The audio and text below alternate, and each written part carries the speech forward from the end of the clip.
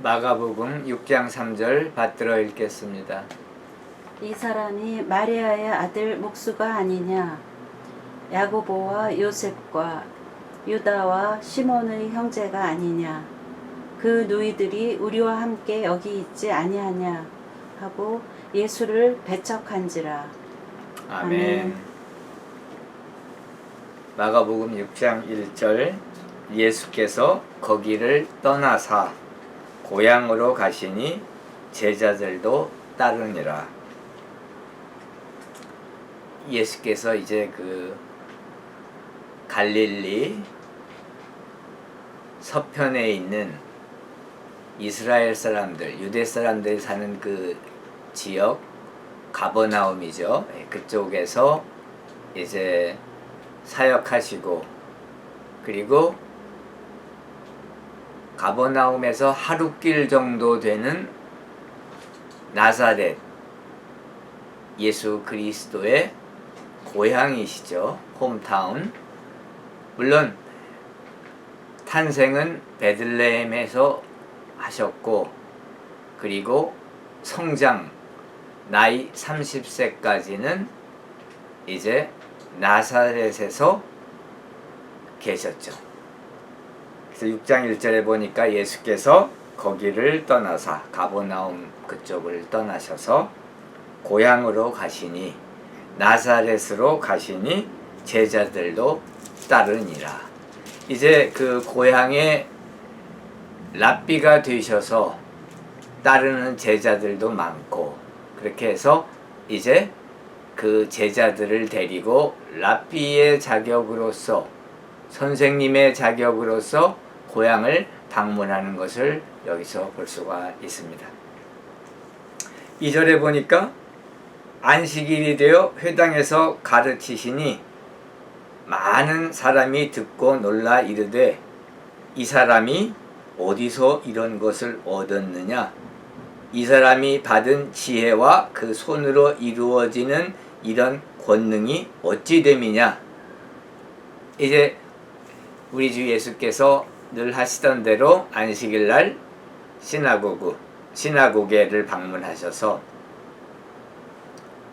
이제 말씀을 강론하시고 말씀을 선포하는 것을 볼 수가 있습니다. 그런데 이 고향 사람들이 예수 그리스도께서 랍비로서 돌아오셔서 하나님 말씀을 선포하는 것에 대해서 좋지 않게 생각을 했습니다.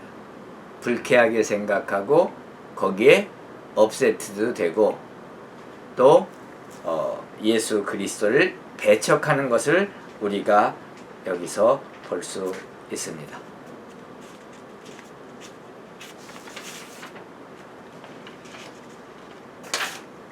예수께서 나사렛을 떠나신 때가 그리스 성경 원어에 보면은 오세이라고 하는 말은 about, approximately, 약, 대략 그런 뜻이죠. 에톤은 age, 몇 살 그런 뜻이죠. 그 에톤 트리아콘타는 30입니다. 에톤 트리아콘타 하면은 30세, 오세이, 그러니까 약 30세쯤 되셨을 때 나사렛을 떠났다고 누가복음 3장 23절에서 말씀하고 있죠. 그런데 안식일날 회당에서 예수께서 가르치실 때 거기에 하나님의 능력이 나타나고 예수 그리스도의 말씀과 그 행위에 있어서, 행동에 있어서, 사역에 있어서 능력을, 하나님의 권능을 사람들이 본 것이죠. 그런데 이 사람이 어디서 이런 것을 얻었느냐 하면서 의심을 하는 것을 볼 수가 있습니다. 우리가 다 아는 것처럼 우리 예수께서는 랍비, 유대인 교회 랍비 교육 과정을 거치시지는 않으셨어요. 그리고 또 예루살렘에 있는 율법 학교, 유명한 율법 학교의 출신도 아니셨습니다. 랍비의 훈련을 받으신 적이 없습니다.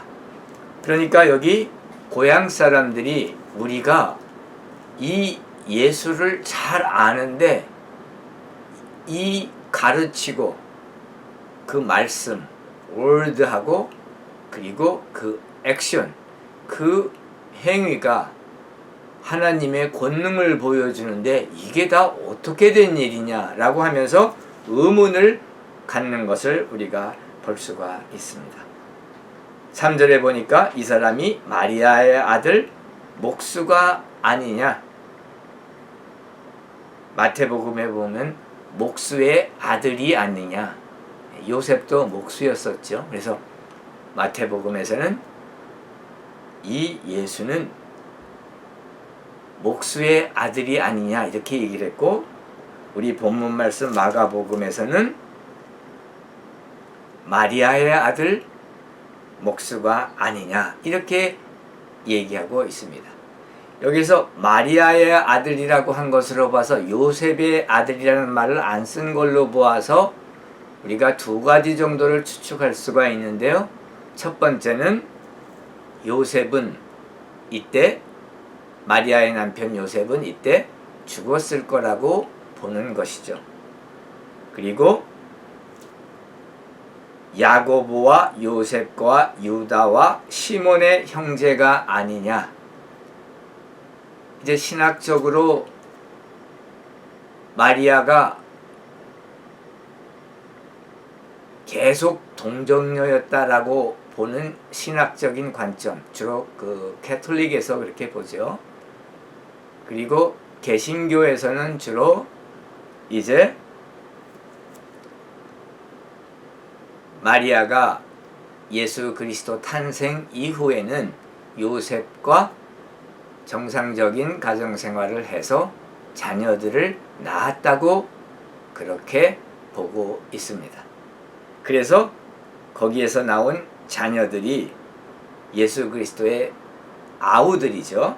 그리고 또 사도행전 1장 14절에도 보면은 예수 그리스도께서 승천하신 후에 기도 모임들을 계속 갔는데 거기에 예수의 아우들도 마리아와 함께 기도에 동참한 것을 우리가 볼 수가 있습니다.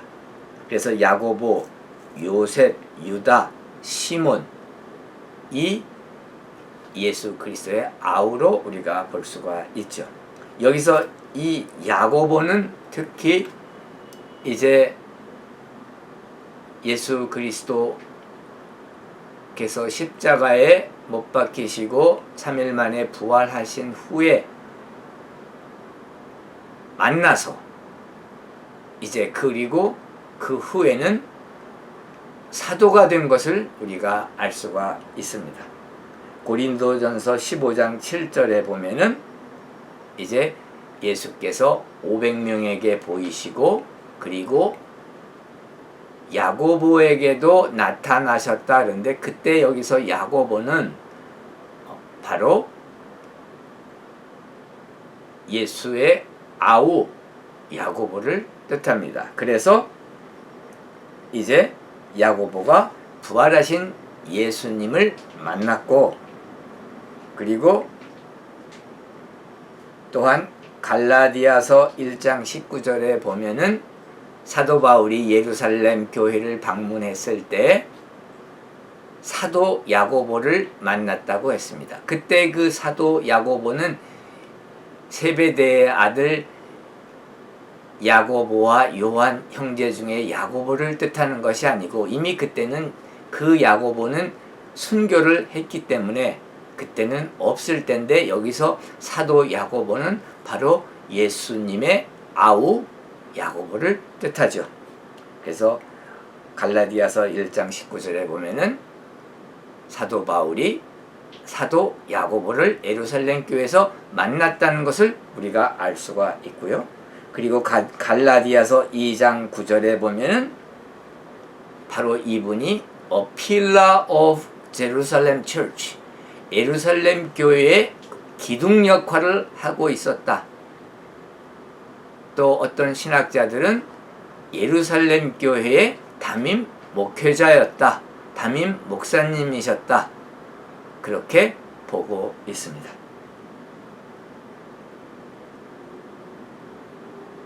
고린도전서 9장 15절에 보면은 부활하신 예수를 만난 예수 그리스도의 아우 야고보, 그리고 사도행전 1장 14절에 예수께서 승천하신 후 아우들이, 예수님의 아우들이 모여서 같이 기도하는 것을 우리가 볼 수가 있죠. 그런데 고향이니까 이 고향 사람들이 다 이 예수 그리스도의 형제들 야고보, 요셉, 유다, 시몬을 다 알고 있는 것이죠. 그리고 여기서 나온 그 유다는 유다서를 쓴 유다서의 저자일 것이라 이렇게 많은 신학자들이 보고 있습니다. 또한 그 누이들이 우리와 함께 여기 있지 아니하냐 하고 예수를 배척한지라. 우리가 30세 될 때까지 예수님이 여기서 이 동네에서, 이 마을에서, 나사렛에서 사셨는데 우리가 그분을 알고, 그리고 이제 그 아우들도 알고 그 누이들도 다 안다. 그러면서 이분이 신학적으로 공부한 적도 없고 예루살렘에서 유명한 어떤 랍비 학교를 나온 것도 아니고 신학대학을 나온 것도 아니고 전혀 훈련받지 않은 평범한 사람인데 어떻게 이 사람이 하나님의 말씀을 선포하고 회당에서 가르치느냐 하며 그것을 무척 혐오하고 싫어하고 그리고 예수님을 배척한 것을 알 수가 있습니다.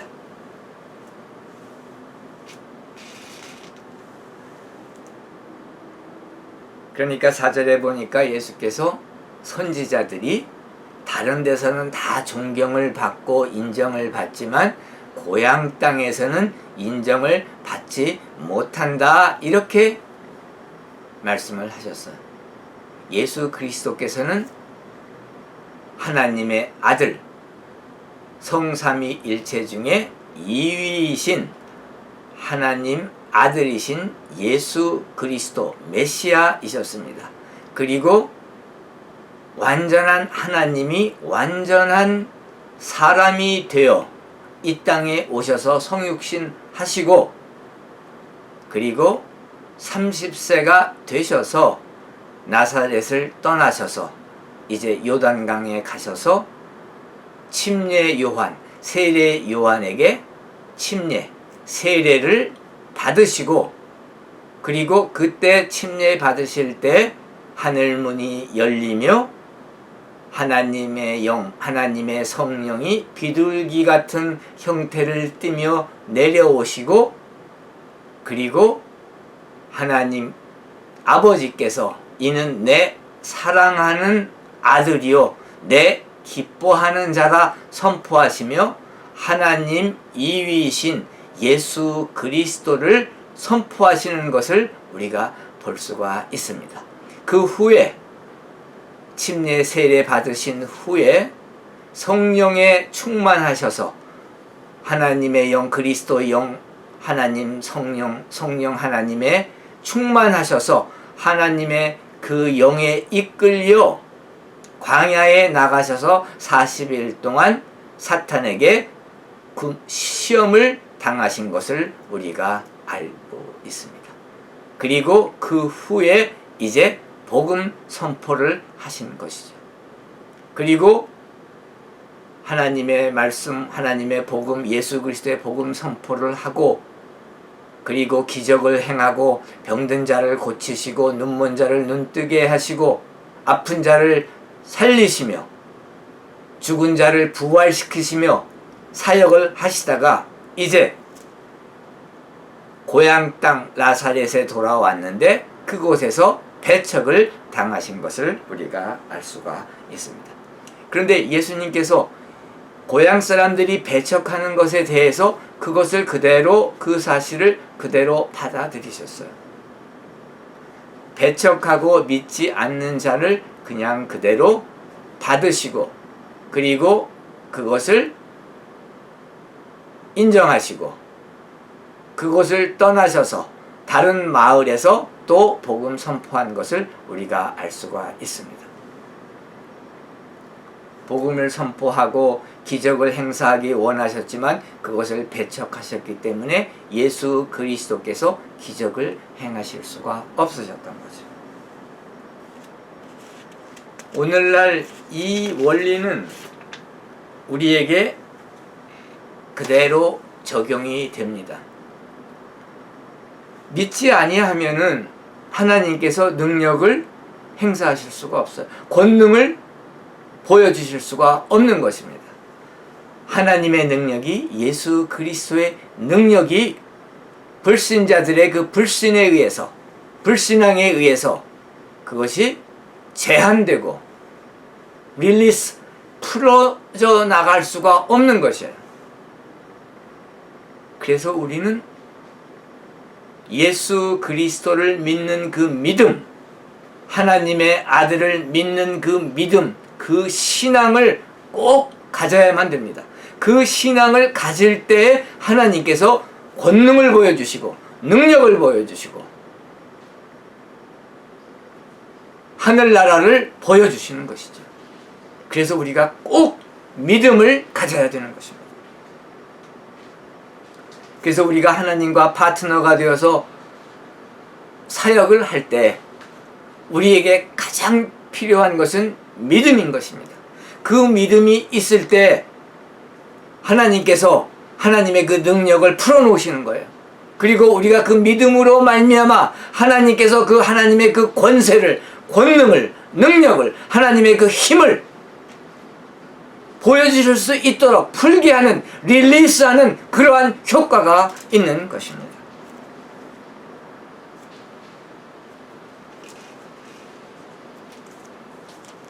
예수님께서 고향을 떠나시면서 그들이 불신앙하는 것에 대해서 놀라셨다고 그랬어요. 왜 그들이 믿지 아니하는가? 하나님이신데, 하나님 아들이신데 인간의 몸을 입고 오셔서 이제 사람들에게 천국 복음을 선포하며 기쁜 소식을, 그 복음을, 유한젤리온을 선포하고 하나님의 능력을 보여주시며 하나님의 그 말씀으로 하나님을 나타내시고 보여주셨는데 그것을 믿지 않는 것이에요. 그 믿지 않음에 예수께서 놀라셨다고 그랬어요. 그러나 즉시 그곳을 떠나시고 나서 여러 마을과 마을을 다니시면서 그 온 지역을 다니시면서 기쁜 소식, 천국 복음, 복음을 선포한 것을 우리가 알 수 있습니다. 오늘날 우리 교회에게 가르쳐 주시는 것입니다.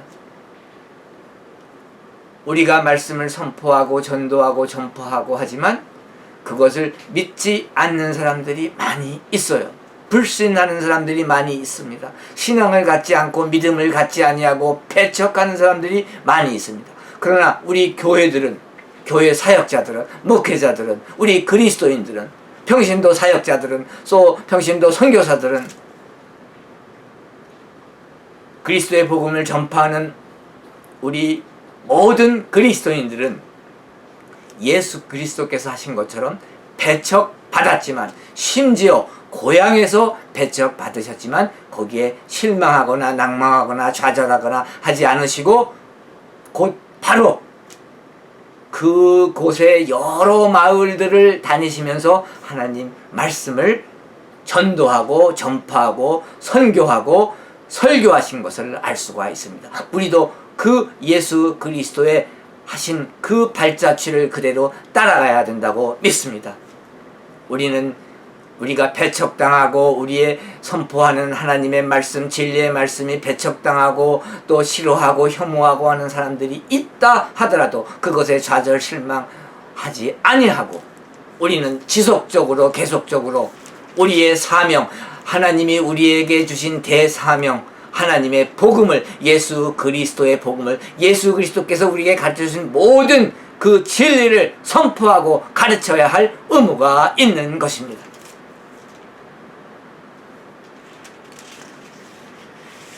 우리는 하나님의 관점에서 하나님을 믿어야 합니다. 심지어 오늘날 많은 사역자들도 자기의 관점에 얽매여 있어요. 자기가 세워놓은 그 관점의 그 틀을 벗어나지를 못해요. 사물을 보는 것도, 환경을 보는 것도, 그 모든 주위 환경 해석하고 주변의 사람들을 해석하고 보는 것도 모두 인간적인 관점으로만 보려고 하는 사람들이 많이 있어요. 그거 우리 사역자들, 목회자들, 전도자들 만약 그런 분이 있으시다고 하면은 그 틀을 깨부시기를 축원합니다. 우리는 그 틀을, 우리의 그 인간적인 개인적인 내 경험과 교육과 그 경험에서 오는 그 틀에 묶여서 나의 관점으로 사물을 보고 사람을 보고 환경을 보고 상태를 해석하고 보면 안 됩니다. 우리는 하나님의 관점에서만 봐야 할 것입니다. 이 God's perspective, the perspective of God, 하나님의 관점에서 우리가 사물을 보아야 하는 것이죠. 그럴 때에 우리가 하나님을 믿을 수 있으며 하나님에 대한 그 절대적인 신앙이 우리의 사역을 변화시키며 하나님의 관점에서 보는 그러한 모든 그 관점이 우리의 사역 또한 변화하고 혁신하고 개혁하고 하여 개혁을 이루어 현대 교회가 지금 하지 못하고 있는 신자들의 그 회개와 그리고 다시 부흥하는, 그리하여 하나님의 그 부흥의 그 불꽃이 살아나서 그 하나님의 그 부흥의 불꽃, 복음의 불꽃이 살아나서 전 세계를 복음화하며 잃어버린 영혼들이 하나님께 돌아오며 하나님께 영광 돌리는 그러한 기적들이 일어날 줄 믿습니다. 그래서 우리는 우리의 그 인간적인 관점을 버리고 하나님의 관점에서 모든 환경과 사물을 보시고 사람을 보시기를 축원합니다.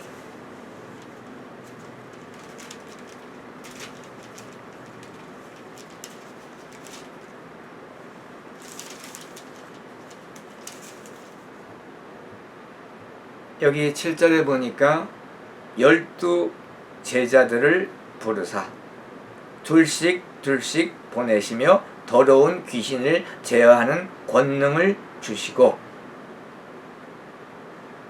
모든 촌에 두루 다니시며 가르치시더라.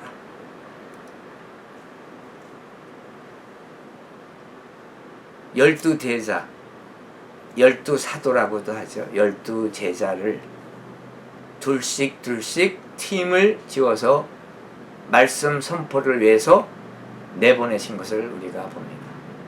12 제자, 도데카, 12명의 제자들. 그런데 2by2, 듀오, 둘씩 짝을 지어서 내보내셨어요. 전도서 4장 10절에도 보면은 두 사람이 한 사람보다 나음은 그들의 수고함으로 좋은 상을 얻을 것입니다. 이 전도팀들도 둘씩 우리가 내보내죠. 그 이유는 첫째, 이제 둘이 나가면 아무래도 혹시라도 그 위험함이 닥쳤을 때 그 위험함으로부터 혼자면 보다는 둘이 하면은 그 위험함으로부터 안전하고 회피할 수가 있겠죠. 그리고 또 둘이 서로 이제 위로가 되며 또 좋은 즐거운 그러한 동행하는 그러한 동행을 갖게 되고요. 그리고 또 서로 낭망하고 절망할 때 서로 용기를 북돋아주고 용기를 주고요. 그리고 그 다음에 한 사람의 증인보다는 두 사람의 증인이 증언을 할 때 더 신뢰성이 가고요. 그 다음에 또 유혹을 당하다 하더라도 그 유혹을 극복할 수가 있겠죠. 둘이 팀을 이루면은. 그래서 우리가 전도서 4장 10절에 보면은 4장 12절에 보면은 이 두 사람이 낫다 하는 것을 얘기하면서 삼겹줄 이야기가 나옵니다. 즉 사람과 사람 이렇게 한 줄이 있죠. 그런데 하나님이 계시고 하나님이 이 사람과 한 줄, 또 하나님이 다른 사람과 한 줄, 그래서 한 줄, 두 줄, 세 줄, 삼겹줄이니까 이 줄에서 어느 것이 혹시 하나라도 떨어진다 하더라도 다른 줄로 인하여 연결이 되기 때문에 삼겹줄은 끊기지 않는다, 이렇게 말씀하고 있습니다. 우리 주 예수 그리스도께서 그래서 듀오 두 사람씩, 2x2 둘씩 팀을 만들어서 전도 여행을 파송하신 것을 여기서 볼 수가 있습니다.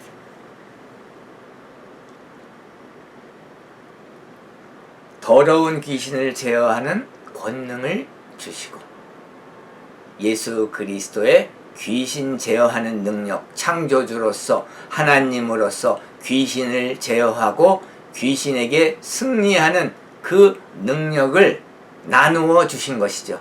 impart, 나누어 주신 거예요. 그 파트를 주신 것이죠. 8절에 보니까 명하시되 여행을 위하여 지팡이 외에는 양식이나 배낭이나 전대의 돈이나 아무것도 가지지 말며, 여기 양식 갖고 가지 말라 그랬어요. No food, no bread, 빵 없이. 그것은 우리가 출애굽한 후에 하나님께서 이스라엘 백성을 광야에서 40년 동안 만나를 안식일 외에는 빠지지 않고 공급하셨잖아요. 그것을 우리에게 기억나게 합니다. 즉 하나님께서 양식 가지고 가지 말라, 빵 가지고 가지 말라, 음식 가지고 가지 말라, 내가 공급해 주겠다, 이 말씀이세요. 양식 갖고 가지 말라.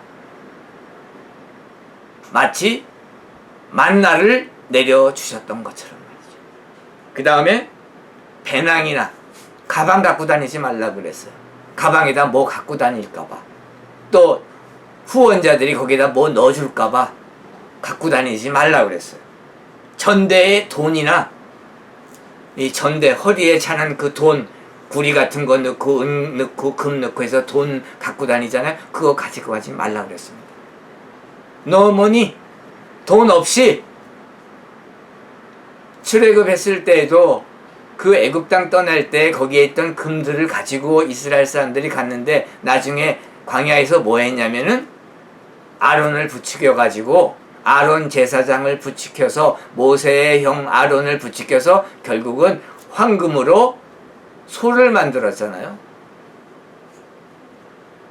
그와 같이 돈에 의한 우상 원치 않으셨던 것 같습니다.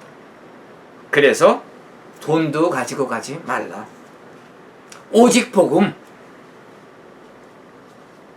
신만 신고 두 벌 옷도 입지 말라 하시고, 옷도 딱 한 벌만 입고 가라. 하나님께서 다 필요한 것은 공급해 주실 테니까. 그래야지 가는 이 12 제자들도 하나님만 믿지 않겠어요? 예수 그리스도만 의지하지 않겠습니까? 하나님만 의지하고 가는 것이죠. 가지고 가는 게 아무것도 없으니까. 하나님께서 공급해 주시겠지. 하나님께서 주시겠지. 예수 그리스도께서 공급해 주시겠지. 우리는 예수 그리스도만 의지해. 우리는 오직 하나님만 의지해. 그걸 원하셨던 것이에요. 그 하나님을 그래서 의지하고 하나님만 의지하고 하나님을 믿는 그 믿음으로 하나님의 말씀, 하나님의 복음, 예수 그리스도 복음을 선포하고 전파할 때 그 듣는 사람들도 그래서 믿지 않겠습니까? 왜? 이 제자들이 그러한 마음이기 때문에, 그러한 믿음이 있기 때문에 그 믿음에 그대로 노출되어 그 믿음이 그대로 전해져서 듣는 사람들도 믿음을 가질 수 있고 신앙을 가질 수 있게 되기 때문에 예수님께서는 양식도 돈도 가방도 아무것도 갖고 가지 말라. 옷도 딱 한 벌. 그러면 내가 그곳에서 너희에게 다 공급해 줄 것이다. 내가 너희에게 다 필요한 것들 채워주겠다. 이렇게 약속하시고 내보내신 것이죠. 11절에 보니까 어느 곳에든지 너희를 영접하지 아니하고 너희 말을 듣지도 아니하거든 거기서 나갈 때 발 아래에 먼지를 떨어버려 그들에게 증거를 삼으라 하시니. 이 말씀은 유대인 그 관습 중에 이방인 땅, 유대인이 아닌 사람들이 다 사는 그 땅을 지나거나 그곳을 통과하거나 그곳에 살았다거나 그랬다가 다시 이제 그곳을 떠나서 이제 그 이스라엘 사람들 있는 곳으로 돌아올 때는 그 제스처를 했어요. 발에 있는 먼지를 떨어버리는 것이죠. 그것은 무엇이냐면 그 이교도 세계에서 사는 모든 것들을 다 털어버리고 무시하고 그것들은 아무것도 아니고 하나님을 믿지 않는 이교도들 것이기 때문에 우리가 무시하고 다 털어버리고 다 잊어먹는다 하는 그러한 뜻이었습니다. 예수님께서 그걸 하라고 하신 이유는 무엇이냐면 예수님 말씀을 받아들이지 아니하고 하나님 말씀을 받아들이지 아니하는 사람들은 다 그리스도인들이 아니기 때문에 하나님께서 과거에 유대 백성에게 주셨던 그 관습을 그대로 적용해서 믿지 않는 사람들, 그리스도교인이 아닌 사람들에게는 그러한 관습으로 그들을 다 털어버리라 이렇게 말씀하신 것이죠. 이 말씀에 대해서는 다시 다음 주에 또 좀 같이 공부하시겠습니다. 그리고 이제 우리가 오늘날 말씀 증거할 때 보면은 제자들이 나가서 회개하라 전파하고, 이때 그 회개하라고 하는 것은 repent인데 회개하라고 하는 것은 후회하고 고치라는 얘기입니다. 변화하라는 얘기예요. 우리의 그 마음을 변화해서 행동으로 보여주라고 하는 것입니다. 제자들이 나가서 한 그 선포한 내용은 첫 번째가 회개하라고 하는 것이었어요. 삭개오가 예수 그리스도를 만났을 때 삭개오가 한 말이 내가 내 재산의 반을 가난한 자들에게 주겠으며 내가 혹시 속이고 재물을 뺏었으면 4겹짜리나 갚겠습니다 라고 했습니다. 후회하고 회개하고 변화했는데 그리고 행동으로 보여줬는데 그것이 무엇이었냐면 자기의 재산의 반을